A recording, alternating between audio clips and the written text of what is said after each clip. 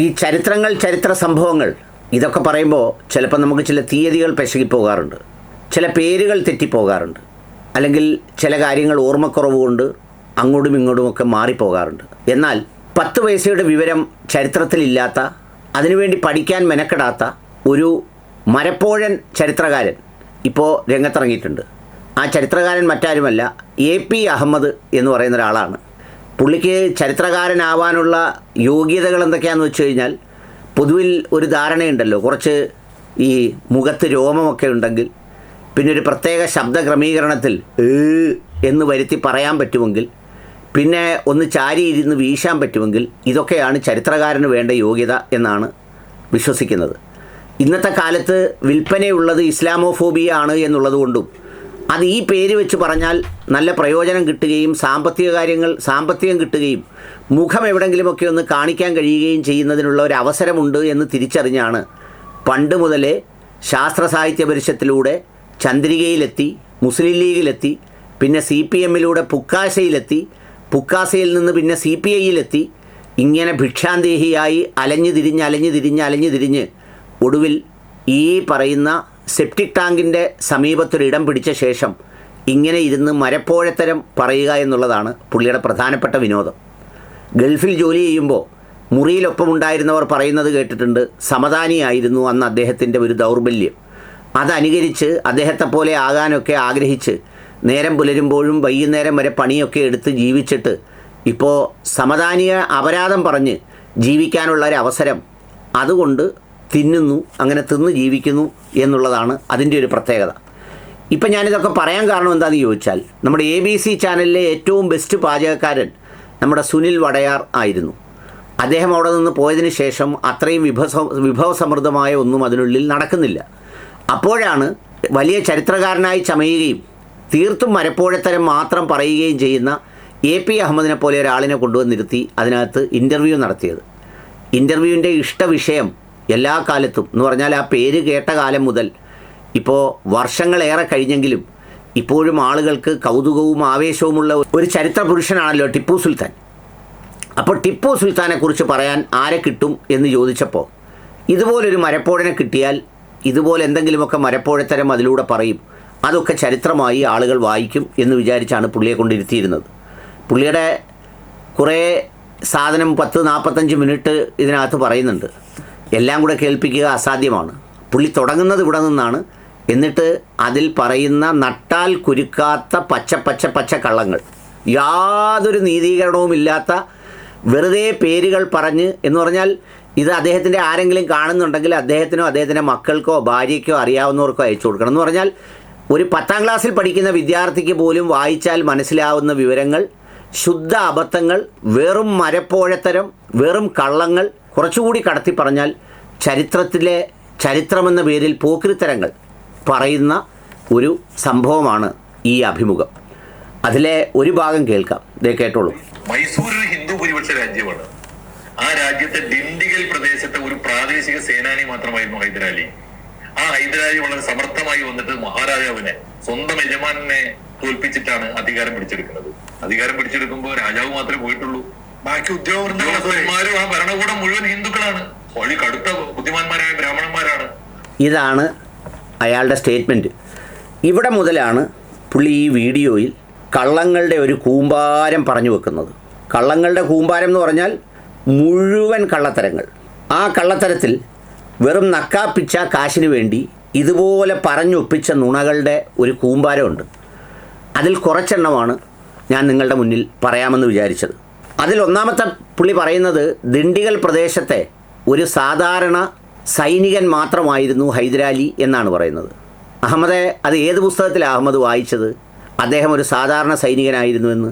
അദ്ദേഹം മൈസൂർ രാജാവ് തന്നെ നൽകിയ അധികാരം ഉപയോഗിച്ച് അദ്ദേഹം അവിടുത്തെ സൈനിക മേധാവിയും, ആ സൈനിക മേധാവി ആയിരിക്കുന്നതിനോട് കൂടി തന്നെ ഭരണത്തിൻ്റെ ചുമതലയും ഏറ്റവും വിശ്വസ്തനെന്നുള്ള നിലയിൽ മൈസൂർ രാജാവ് നൽകിയ ആളായിരുന്നു ഈ പറയുന്ന ഹൈദരാലി. അല്ലാതെ ഹൈദരാലി വെറും ഒരു സാധാരണ സൈനികനായിരുന്നുവെന്ന് പറഞ്ഞാൽ പുള്ളി വിചാരിക്കുന്നത് ഈ പുള്ളിയെപ്പോലെ ഒരു കറിവേപ്പില പോലെ ഒഴുകി നടക്കുന്ന ഒരു കറിവേപ്പിലയായിരുന്നു ഹൈദരാലി എന്ന് പറയാനാണ് ഒരു സാധാരണ സൈനികനായിരുന്നു എന്ന് പറയുന്നത്.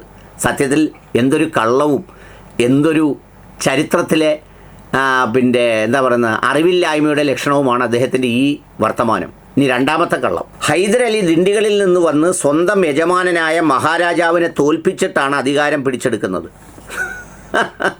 ഇതാണ് ഞാൻ കുറച്ച് കടത്തി പറഞ്ഞു പോയത്, ചരിത്രത്തിലെ പോക്കൃത്തരം എന്ന് പറഞ്ഞത്. സത്യത്തിൽ ഇതൊരു പോക്കൃത്തരമാണ്. കാരണം എന്താണെന്ന് വെച്ചാൽ ഈ രാജാവിനെ തോൽപ്പിച്ചാണ് ഹൈദരലി രാജാവായതെന്നാണ് പറയുന്നത്. യഥാർത്ഥത്തിൽ എന്താ സംഭവം? ഈ രാജാവ് മരണപ്പെടുന്നത്, തോൽപ്പിച്ചത് വിധിയാണ്, അല്ലാതെ ഹൈദരലി അല്ല. ഈ രാജാവ് മരണപ്പെടുന്നത് അദ്ദേഹത്തിൻ്റെ കൊട്ടാരത്തിൽ തന്നെ കുടുംബസമേതനായി ആഹാരമൊക്കെ കഴിച്ച് സംഗീതമൊക്കെ ആസ്വദിച്ച് ഇരിക്കുന്ന വേളയിൽ അദ്ദേഹം സ്വാഭാവിക മരണം സംഭവിക്കുകയായിരുന്നു. ഈ മരണം സംഭവിക്കുന്ന സമയത്ത് ഹൈദരലി അതിൻ്റെ പരിസരത്തോ പ്രദേശത്തോ ഒന്നുമില്ല.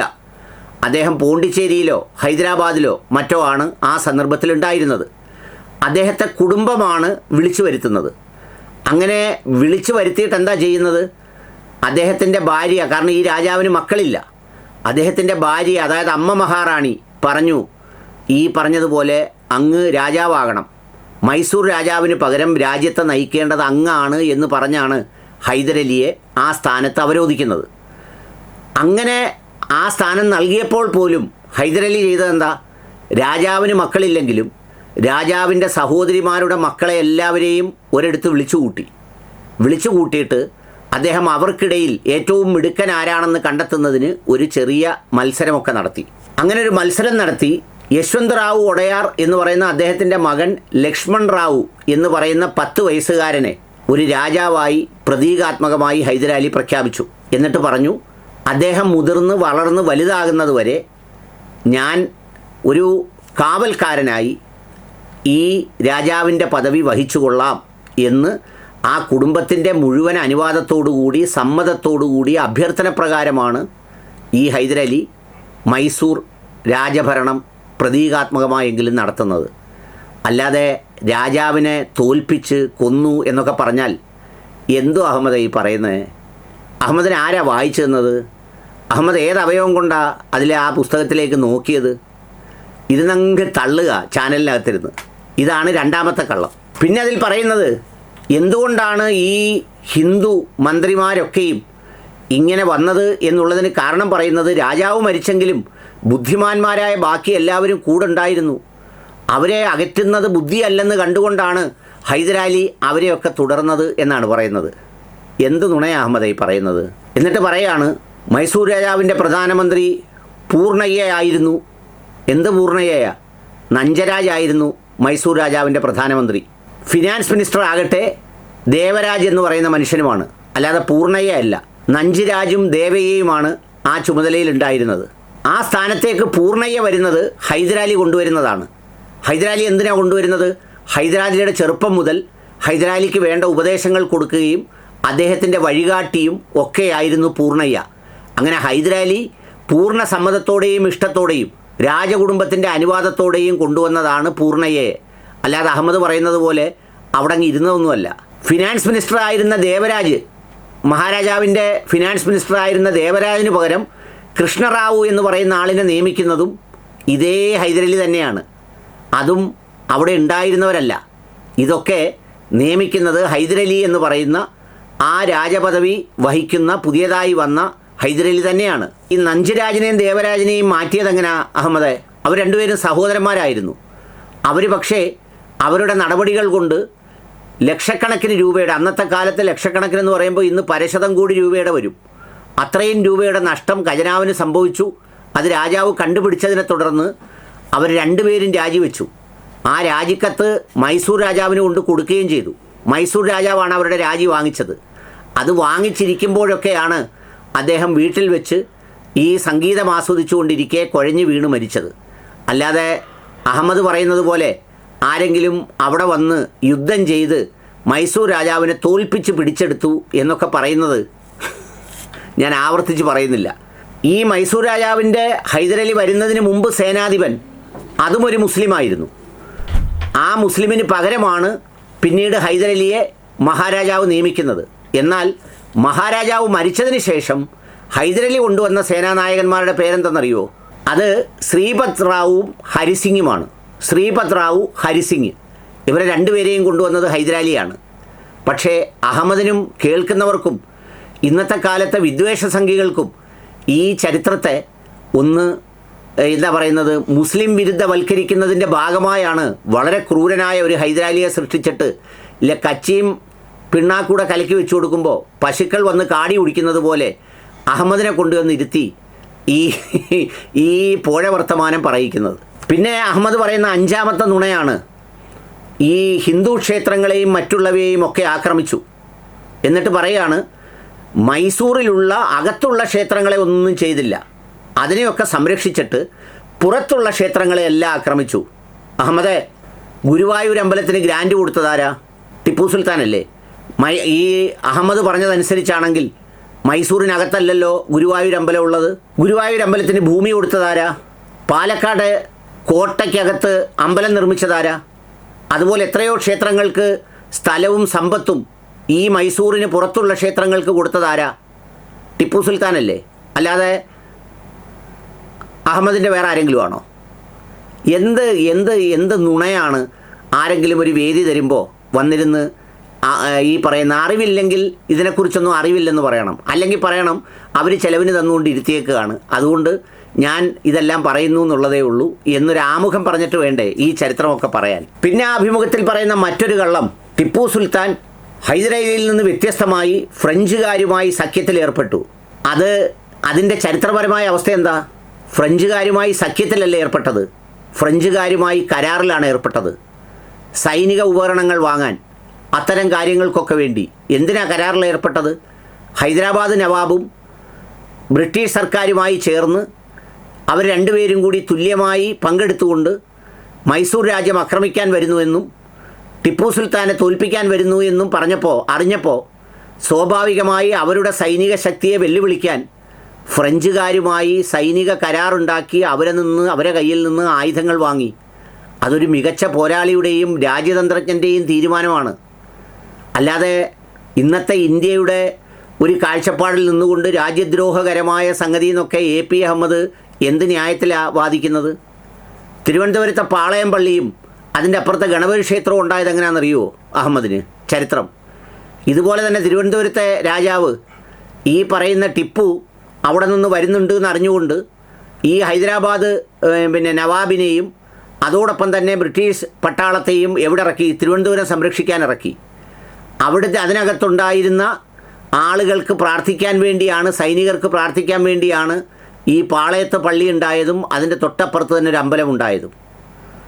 ഇതൊക്കെ ചരിത്രത്തിൻ്റെ ഭാഗമാണ്. ഇതിനെ ഇന്ന് അഹമ്മദ് വന്നിരുന്ന് ഈ ഹിന്ദു മുസ്ലിം കഥകൾ പറഞ്ഞ് അതിനെ അത്തരത്തിൽ വർഗീയവൽക്കരിച്ച് എന്തെങ്കിലും തിന്നാൻ തരുന്നത് വാങ്ങി തിന്നുമ്പോൾ, നാടൻ ഭാഷയിൽ പറഞ്ഞാൽ അതൊക്കെ നമ്മൾ വായിൽ വെച്ച് കഴിക്കുന്നതിന് യോഗ്യമായ രീതിയിലുള്ള വർത്തമാനം വേണം ആ വായ കൊണ്ട് പറയാൻ, അല്ലാതെ വെറും പച്ചക്കള്ളങ്ങൾ അടിച്ചു വിട്ടുകളയരുത്. പിന്നെ വലിയൊരു ചരിത്രകാരനെ പോലെ അഹമ്മദ് ആ അഭിമുഖത്തിൽ ചോദിക്കുന്നുണ്ട്, ടിപ്പു സുൽത്താന് യഥാർത്ഥത്തിൽ ബ്രിട്ടീഷുകാരെ തോൽപ്പിക്കണമെന്ന് ആഗ്രഹമുണ്ടായിരുന്നെങ്കിൽ ഇവിടുത്തെ നാട്ടുരാജാക്കന്മാരെ ഒരുമിച്ച് നിർത്തി നേതൃസ്ഥാനത്ത് നിന്ന് യുദ്ധം ചെയ്യുകയല്ലേ വേണ്ടത് എന്ന്.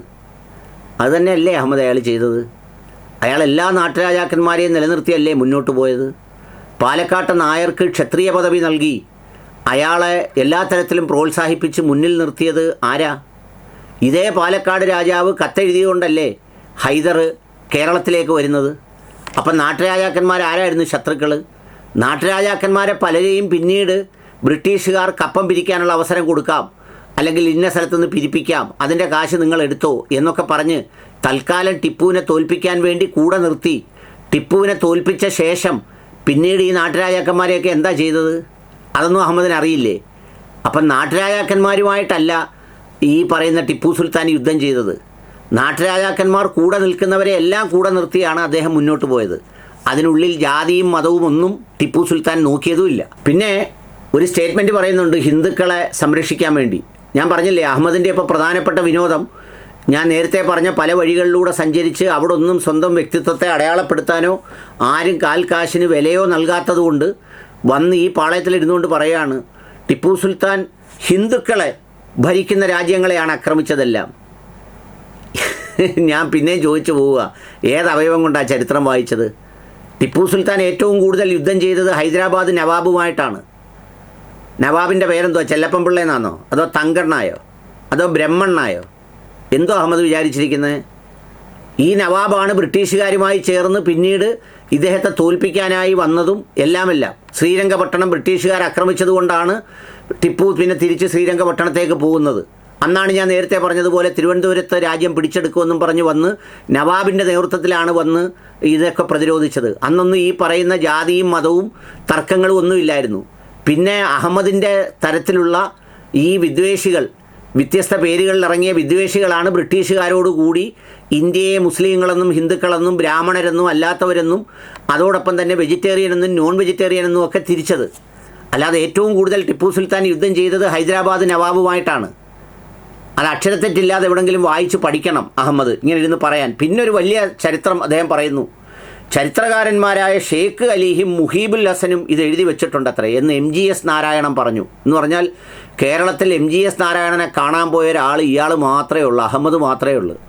എല്ലാവരും പോകുമായിരുന്നു MGS നാരായണൻ്റെ അടുത്ത്. അദ്ദേഹത്തിൻ്റെ വീക്ഷണങ്ങൾ പറയുമായിരുന്നു. അദ്ദേഹം മരിച്ചു കഴിഞ്ഞപ്പോൾ പിന്നെ വലിയ ഗമയിൽ അദ്ദേഹത്തിൻ്റെ വലിയൊരു ശിഷ്യനായിരുന്നു. എന്താണ് അതിൽ പറയുന്നത്? മുഹീബുൽ ഹസൻ എന്ന് പറയുന്ന എഴുത്തുകാരൻ ഇതിനെക്കുറിച്ച് എഴുതി വെച്ച എന്താ? ആദ്യകാലങ്ങളിൽ ബ്രിട്ടീഷുകാർ ടിപ്പു സുൽത്താനെ ഒരു സ്വേച്ഛാധിപതിയായി അവതരിപ്പിക്കുന്നതിൽ ശക്തമായ താല്പര്യമുണ്ടായിരുന്നു. എല്ലാവരെയും തമ്മിൽ തല്ലിക്കുകയായിരുന്നു ഉദ്ദേശം. ഇതാണ് അദ്ദേഹത്തിൻ്റെ വാചകം. അല്ലാതെ ഒരിക്കലും ടിപ്പു സുൽത്താൻ ഒരു വർഗീയവാദിയാണ് എന്ന് എങ്ങും രേഖപ്പെടുത്തിയിട്ടില്ല. ഷേഖ് അലിയും ഇർഫാൻ ഹബീബും ഒക്കെ പറഞ്ഞത് ഇങ്ങനെയാണ്: ചെറിയ നാട്ടുരാജ്യങ്ങൾക്ക് രഹസ്യമായ ആയുധങ്ങൾ നൽകുകയും ഹിന്ദു മുസ്ലിം സാമൂഹ്യ ബന്ധത്തിൽ വിള്ളലുണ്ടാക്കുന്ന തരത്തിൽ നുണകൾ പ്രചരിപ്പിക്കുകയും ചെയ്യുന്നതിൽ ബ്രിട്ടീഷുകാർ പ്രത്യേകം പരിശ്രമിക്കുകയും അതിൽ വിജയിക്കുകയും ചെയ്തു. പിന്നെ നുണ 10ാമത്തെ നുണ അഹമ്മദ് പറയുന്നത് ടിപ്പു വംശീയവാദിയാണെന്നുള്ളതിന് തെളിവാണത്രേ മംഗലാപുരത്തെ ക്രിസ്ത്യാനികളെയും കുടകിലെ ഹിന്ദുക്കളെയും ദ്രോഹിച്ചത്. മംഗലാപുരത്ത് ക്രിസ്ത്യാനികളുണ്ടായിരുന്നു. ഏതാണ്ട് 10,000-ത്തിനടുത്തുള്ള ക്രിസ്ത്യാനികൾ ടിപ്പുവിൻ്റെ സൈന്യത്തിൽ തന്നെ ഉണ്ടായിരുന്നു. എന്നിട്ടോ ഈ ടിപ്പു ഒരു ഉത്തരവ് പുറപ്പെടുവിച്ചു. ഈ ബ്രിട്ടീഷ് സൈന്യത്തിൽപ്പെട്ടവർക്കാർക്കും പച്ചക്കറിയോ ഭക്ഷ്യധാന്യങ്ങളോ ഒന്നും നമ്മുടെ നാട്ടിൽ നിന്ന് വിൽക്കരുത്, അവർക്ക് കൊടുക്കരുത്. ഇത് അദ്ദേഹത്തിൻ്റെ കരാറായിരുന്നു. എന്നാൽ ഈ ക്രിസ്ത്യൻ സൈനികരുടെ നേതൃത്വത്തിൽ മിലിറ്ററി ഗോഡൗണിൽ നിന്ന് അവർക്ക് ഈ പറയുന്ന ഭക്ഷ്യധാന്യങ്ങളും പച്ചക്കറികളും ഒക്കെ മറിച്ചു വിറ്റു. ആ മറിച്ചു വിറ്റതറിഞ്ഞ് സ്വന്തം രാജ്യത്തെ ചതിച്ചു, സ്വന്തം തീരുമാനത്തെ എതിർത്തു എന്നുള്ളതുകൊണ്ട്, അല്ലാതെ അവർ ക്രിസ്ത്യാനി ആയതുകൊണ്ടല്ല. അവരെ വേറൊന്നും ചെയ്തില്ല ടിപ്പു. അവരെ എന്ത് ചെയ്തു? ടിപ്പു അവരെ ഗോവയിലേക്ക് നാട് കടത്തി. ഇതാണ് അതിൻ്റെ സത്യം. അതേസമയം ടിപ്പുവിനോട് ബ്രിട്ടീഷുകാർ ചെയ്തത് എന്താ? ടിപ്പു നാട് കടത്തിയതേ ഉള്ളൂ. അവരാ വംശത്തെ തന്നെ പൂർണ്ണമായും ഇല്ലാതാക്കാൻ എത്ര ക്രൂരമായിട്ടാണ് അവർ പെരുമാറിയത്. അവരോടൊക്കെ AP അഹമ്മദിന് ഇപ്പോഴും നക്കലാണ് ജോലി. അവരുടെയൊക്കെ ഏത് ഭാഗം കാണിച്ചു കൊടുത്താലും അഹമ്മദ് നക്കും. എന്നിട്ട് ഇതുപോലെ ഇരുന്ന് വർത്തമാനം പറയുകയാണ്.